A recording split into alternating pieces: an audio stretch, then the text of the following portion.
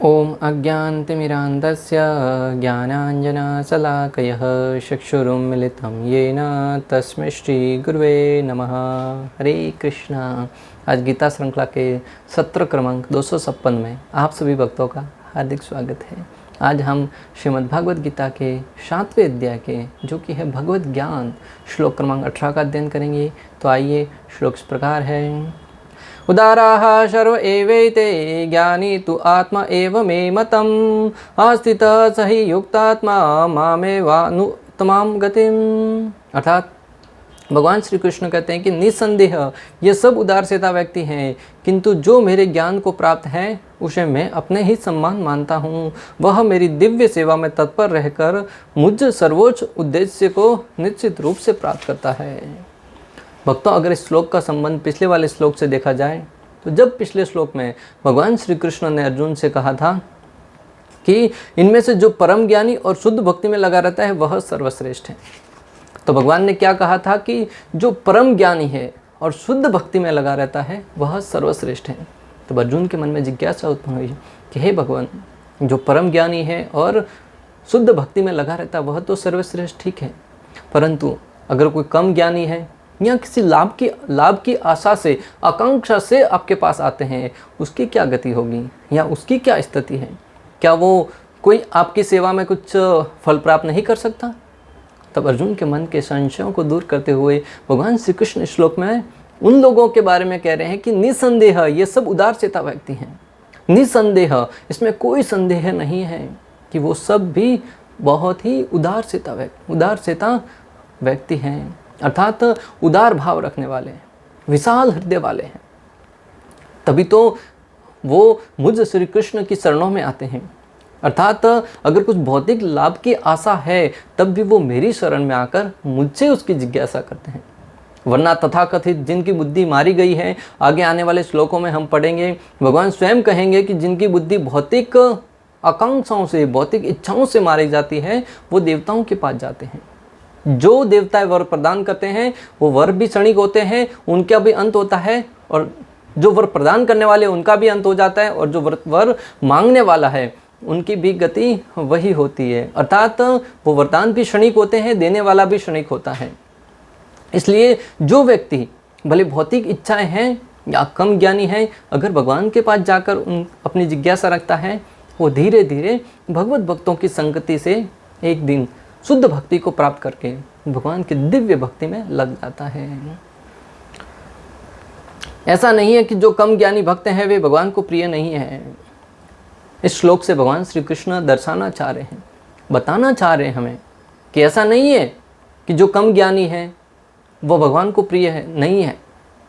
भगवान यहाँ पे बताना चाह रहे हैं अगर कम ज्ञानी है परंतु अगर वो मेरी शरणागति स्वीकार करता है वह व्यक्ति भगवान को अत्यंत प्रिय हो जाता है।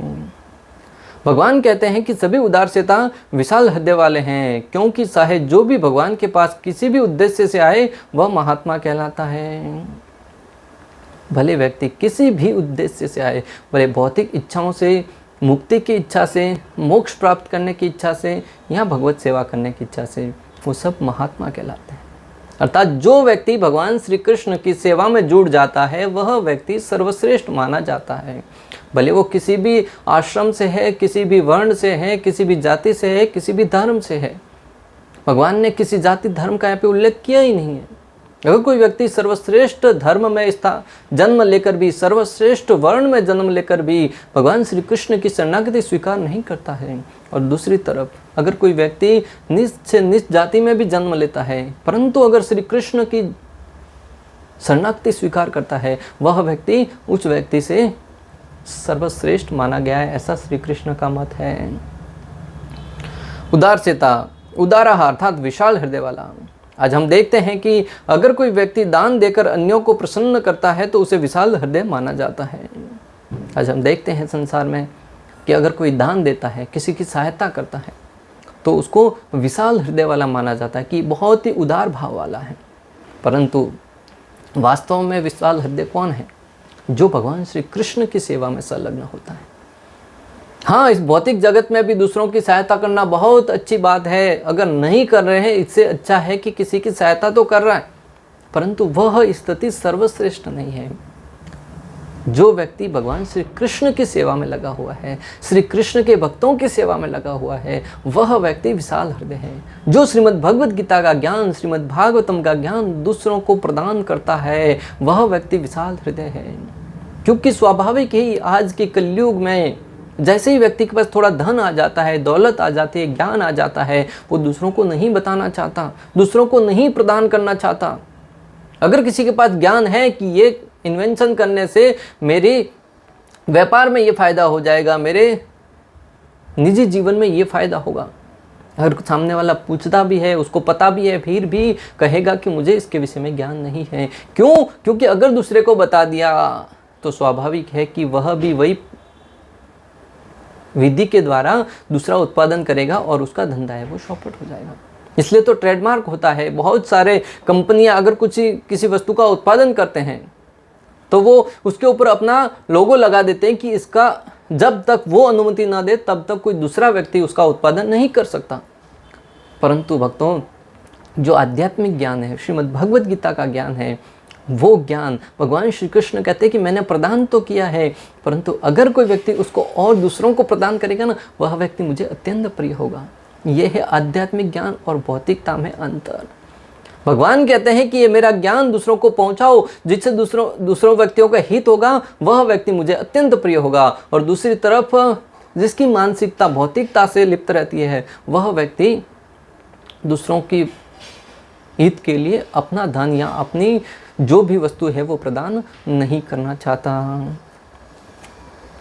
भागवतम 11.29.34 में इसका उल्लेख आता है, जो व्यक्ति सारे सकाम कर्म त्याग देता है, जो व्यक्ति सारे सकाम कर्म त्याग देता है और मेरी सेवा करने की तीव्र उत्कंठा से स्वयं को पूरी तरह मुझको सौंप देता है, वह जन्म मृत्यु से मोक्ष पा लेता है और मेरे ऐश्वर्य के भागी के पद पर उन्नत हो जाता है। अगर कोई व्यक्ति श्री कृष्ण के शरणों में अपनी शरणागति सौंप देता है, जो व्यक्ति श्री कृष्ण को अपना एकमात्र आराध्य या अपना एकमात्र रक्षक मान के उनकी शरण में चला जाता है, भगवान कहते हैं कि वह अजय हो जाता है, वह मोक्ष को प्राप्त हो जाता है। और इसकी घोषणा स्वयं श्री कृष्ण ने भगवद गीता में करी है कि सर्वधर्मान परित्यज माम एक शरणं व्रज अहम त्वां सर्वपापेभ्यो मोक्षयिष्यामि मा शुचः। आज इस संसार में सबसे बड़ा लोगों के मन में यही भय बना हुआ है कि किसकी पूजा करूं और किसकी ना करूं। इस देवता की पूजा करी तो ये नाराज हो जाएंगे, इसकी पूजा करी तो ये नाराज हो जाएंगे। परंतु इन सारे के सारे संशयों को दूर करते हुए श्री कृष्ण कह रहे हैं कि सारे के सारे धर्मों को त्याग कर, तथा कथित अपने मनोकल्पित धर्म है उनको त्याग कर एकमात्र मुझ श्री कृष्ण की शरण में आ जाओ और वह मैं तुमको सारे के सारे पापों से मुक्त कर दूंगा। इतना अभेदान श्री कृष्ण के अलावा कोई नहीं दे सकता। भक्तों, जो भक्त भक्ति के बदले कुछ लाभ चाहते हैं उन्हें भगवान स्वीकार करते हैं, क्योंकि इससे स्नेह का विनिमय होता है। अगर कोई व्यक्ति भक्ति के बदले कुछ लाभ चाहता है तब भी श्री कृष्ण उसे स्वीकार करते हैं, क्योंकि उससे भक्ति का आदान प्रदान होता है। आज मैं लाभ की इच्छा से भगवान के पास गया हूँ, जब वो लाभ पूर्ण होगा, हो सकता है कि आगे और वो उस भक्ति में दृढ़ता आएगी। वे स्नेहवश भगवान से लाभ की याचना करते हैं और जब उन्हें वह प्राप्त हो जाता है तो वे इतने प्रसन्न होते हैं कि वे भी भगवत भक्ति करने लगते हैं।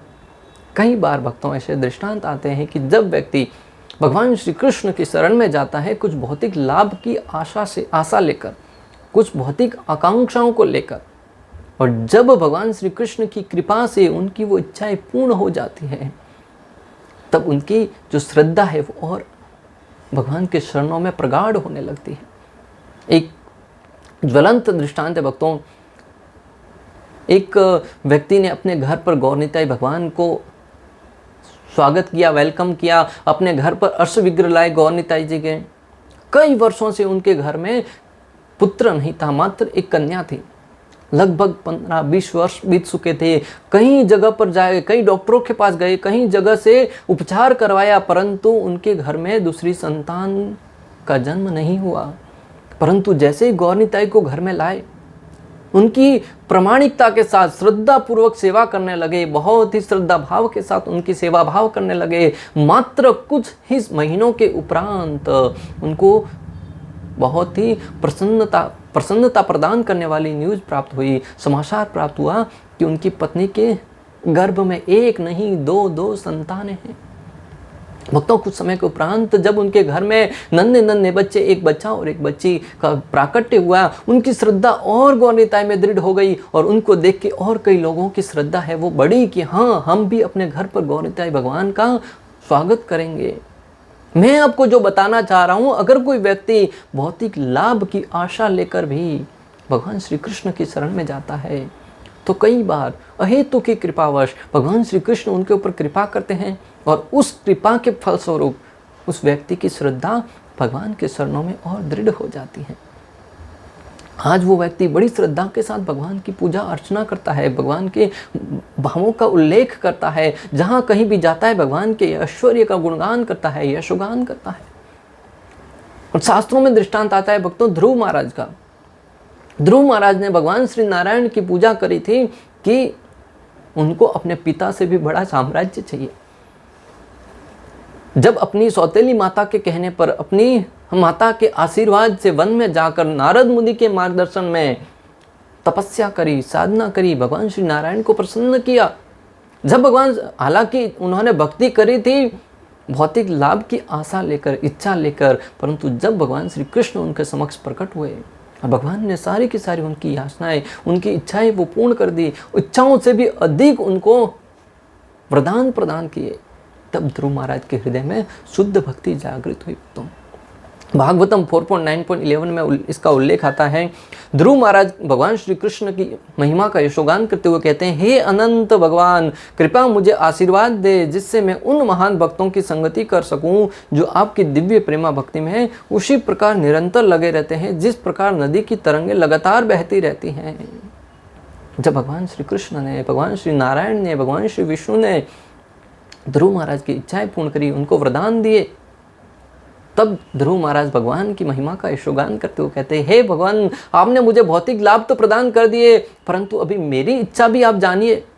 मैं चाहता हूं कि आप मुझे ऐसा वरदान दीजिए कि जिसके फलस्वरूप मैं आपके उन श्रेष्ठ भक्तों का संग प्राप्त कर सकूं। जिस प्रकार आपकी दिव्य प्रेमा भक्ति में उसी प्रकार निरंतर लगे रहते हैं जिस प्रकार नदी की तरंगें लगातार बहती रहती हैं। जिस प्रकार शुद्ध भक्त आपके शरणों की सेवा में, प्रेममयी सेवा में लगे रहते हैं, जिस प्रकार नदी की तरंगें, नदी है वो बहती रहती है, उसी भांति भक्त है वो भी भगवान श्री कृष्ण की सेवा में निरंतर लगे रहते हैं, बिना किसी थकावट के, बिना किसी रुकावट के, बिना किसी संचय के, मात्र और मात्र श्री कृष्ण की सेवा करने के लिए सेवा करते हैं, बदले में कुछ फल की आशा नहीं करते। ऐसे दिव्य भक्त नितांत कलमश रहित जीवन बिताते हैं और ऐसे दिव्य भक्त हैं वो नितांत कलमश रहित अपना जीवन बिताते हैं। उनके जीवन में किसी प्रकार का कोई कलमश नहीं होता। वरना इस भौतिक जगत में देखिए भक्तों, व्यक्ति धन धान्य से परिपूर्ण है, फिर भी अनेक प्रकार की मनोकामनाओं से, अनेक प्रकार की शंकाओं से हमेशा दुखी रहता है, प्रताड़ित रहता है, चिंताग्रस्त रहता है। परंतु भक्त है वो हमेशा बिना किसी भावनाओं के, बिना किसी वैर भाव के, परम प्रसन्न मन से, शुद्ध हृदय से जीवन में मात्र और मात्र श्री कृष्ण की सेवा करने में ही अपने आप को लगा के रखता है। मुझे विश्वास है कि भक्ति योग से मैं संसार रूपी अज्ञान के सागर को पार कर सकूंगा। ध्रुव महाराज कह रहे हैं कि मुझे पूर्ण श्रद्धा है, पूर्ण विश्वास है कि एकमात्र भक्ति योग के द्वारा ही मैं इस संसार रूपी सागर को पार करने में सक्षम हो सकता हूँ, वरना किसी भी अन्य प्रयास से ऐसा संभव होता हुआ प्रतीत नहीं होता है। जिसमें अग्नि की लपटों के समान भयंकर संकटों की लहरें उठ रही हैं, यह मेरे लिए सरल रहेगा क्योंकि मैं आपके दिव्य गुणों तथा लीलाओं को सुनने के लिए पागल हो रहा हूँ, जिनका अस्तित्व शाश्वत है। भक्तों, जो राजा के पुत्र थे ध्रुव महाराज, वो कह रहे हैं कि इस भौतिक जगत में अनेक प्रकार की अग्नि की लपटें उठ रही हैं। आप और हम अगर आज ऐसा अनुभव कर रहे हैं तो इस जगत में बहुत सुख है, बहुत ही प्रसन्नता है, बहुत ही आनंद है। तो उन ध्रुव महाराज के वचनों के ऊपर गौर कीजिए, जिन्होंने 36,000 साल तक यहाँ पे राज किया, वो भी एक सत्र राज। न तो बुढ़ापा था, न किसी प्रकार की व्याधि थी, पूर्ण रूप से स्वस्थ भगवान के आशीर्वाद से जीवन यापन किया। वो घोषणा करते हुए कह रहे हैं कि मैं इस जगत में अनेक प्रकार की उठने वाली अग्नियों से, भौतिक क्लेश रूपी, भौतिक कलमश रूपी अग्नि से जल रहा हूँ, झुलस रहा हूँ। जब आपकी दिव्य प्रेमा भक्ति में लगूंगा तो वो सारी की सारी अग्नि है, वो एक बारिश के होने पर जैसे अग्नि बुझ जाती है, हल्की हल्की बूंदाबांदी होती है, तब बड़ा सुहावना मौसम होता है, बड़ा आनंद प्रदान करने वाला होता है। पक्षी शशाट करते हैं, पृथ्वी देवी के अंदर से अनेक प्रकार के घास फूस रंग बिरंगे फूल उगने लगते हैं, और वो दृश्य है बड़ा मनमोहक होता है। उसी भांति जब श्री कृष्ण की कृपा रूपी बारिश हमारे इस जलते हुए अंगारे के शरीर के ऊपर होने लगेगी, तब हमें अंदर से दिव्य शांति की अनुभूति होगी, दिव्य आनंद की अनुभूति होगी भक्तों।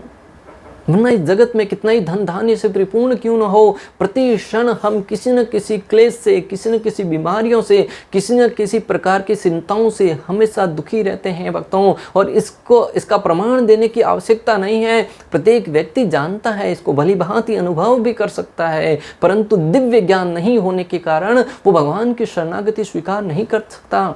दूसरों को देखता है कि वो कुछ धन प्राप्त करके सुखी है, प्रसन्न लग रहा है, टीवी के सामने आता है तब चेहरा है वो खिलखिला उठाता है, अच्छा सा मेकअप करके चेहरे को सजाता है, तब दूसरे लोगों को लगता है कि वास्तव में तो सुखी यही है, परंतु अंदर ही अंदर हृदय जलता है उसका, दुखी है अनेक प्रकार के दुखों से। और वो भी ऐसा सौंदर्य प्राप्त करने के लिए, ऐसा धन प्राप्त करने के लिए या तो तथाकथित देवताओं की शरण में जाते हैं, या तथाकथित जगत के नेताओं की शरण में जाते हैं, या किसी बाबा जी या किसी ऐसे व्यक्ति के शरण में जाते हैं जिसके पास धन है। उनसे धन प्राप्त करके वो भी उनकी भांति सुखी होने का प्रयास करते हैं, परंतु वास्तव में अगर वो तत्व से देखा जाए तो वो भी सुखी नहीं है। अगर आपको सुखी होना है तो परम पुरुषोत्तम भगवान श्री कृष्ण और उनके भक्तों के पास जाकर उनके विषय में ज्ञान अर्जित करना होगा, तभी आप इस भौतिक कलमश रूपी अनेक प्रकार के दुखों से सुखी हो सकते हैं, प्रसन्न हो सकते हैं। ज्ञानी भक्त भगवान को इसलिए प्रिय है क्योंकि उसका उद्देश्य प्रेम तथा भक्ति से परमेश्वर की सेवा करना होता है। यहाँ पे प्रश्न उठ सकता है कि श्री कृष्ण को मात्र ज्ञानी ही क्यों प्रिय है। श्रील प्रभुपाद तात्पर्य में लिखते हैं कि ज्ञानी भक्त भगवान को इसलिए प्रिय है क्योंकि उसका उद्देश्य प्रेम तथा भक्ति से परमेश्वर की सेवा करना है। जिसको सचमुच ज्ञान हो चुका है, वास्तविक ज्ञान हो चुका है कि मैं कौन हूँ, कहाँ से आया हूँ, कहाँ जाना है, और मेरा एकमात्र उद्देश्य है श्री कृष्ण की सेवा। जो ज्ञानी है, जिसको ये ज्ञान हो चुका है और उसको ये भी पता है कि इस भौतिक जगत में किसी प्रकार का कोई सुख नहीं है, वह पूर्ण रूप से अपने आप को भगवान श्री कृष्ण की सेवा में समर्पित कर देगा। नितांत रूप से, नित्य नियमित रूप से भगवान श्री कृष्ण की सेवा में हमेशा अपने आप को संलग्न रखेगा। वह व्यक्ति इसलिए भगवान को अत्यंत प्रिय है।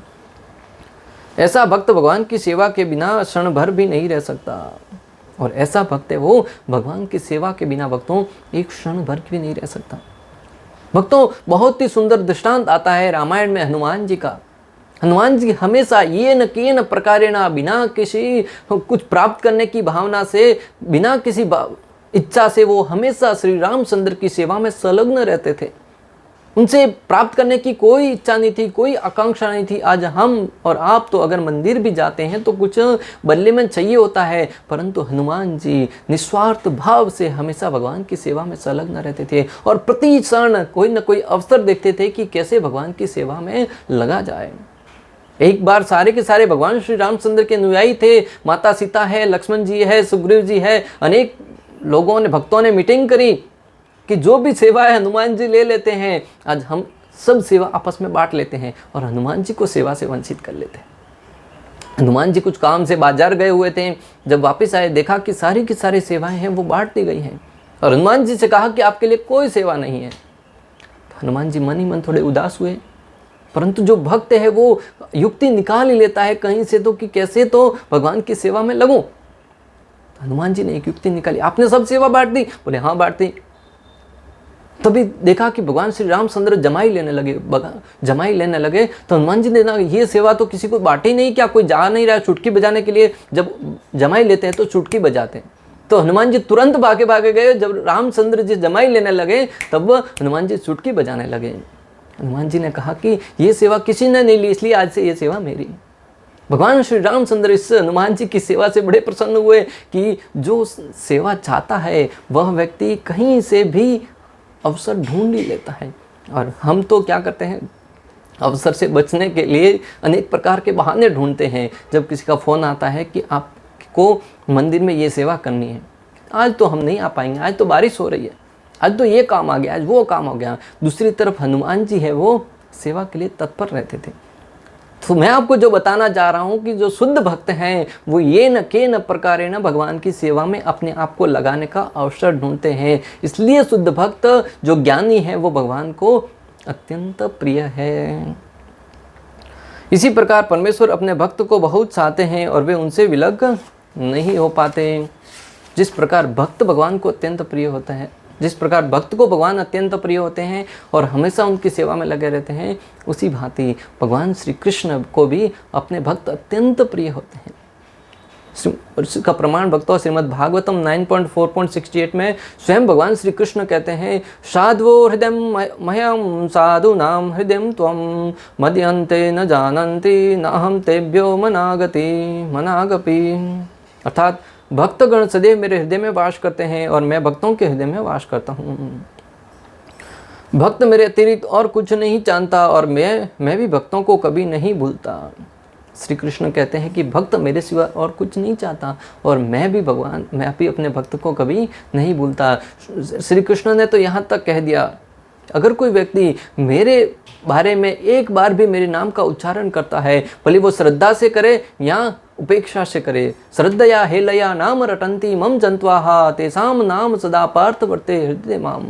अगर कोई व्यक्ति श्रद्धा से या उपेक्षा से भी मेरे नाम का उच्चारण करता है, उस व्यक्ति को मैं कभी नहीं भूलता, उसका नाम हमेशा हमेशा के लिए मेरे हृदय में स्थापित हो जाता है। मेरे तथा शुद्ध भक्तों के बीच घनिष्ठ संबंध रहता है। ज्ञानी शुद्ध भक्त कभी भी आध्यात्मिक संपर्क से दूर नहीं होते, अतः वे मुझे अत्यंत प्रिय हैं।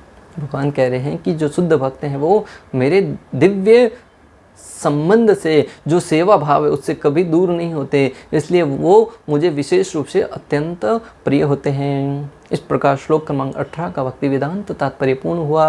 अंत तक हमारे साथ बने रहने के लिए आप सभी का हृदयपूर्वक प्रेम पूर्वक बहुत बहुत धन्यवाद। श्रील प्रभुपाद की जय। श्री श्री राधा गोपीनाथ भगवान की जय।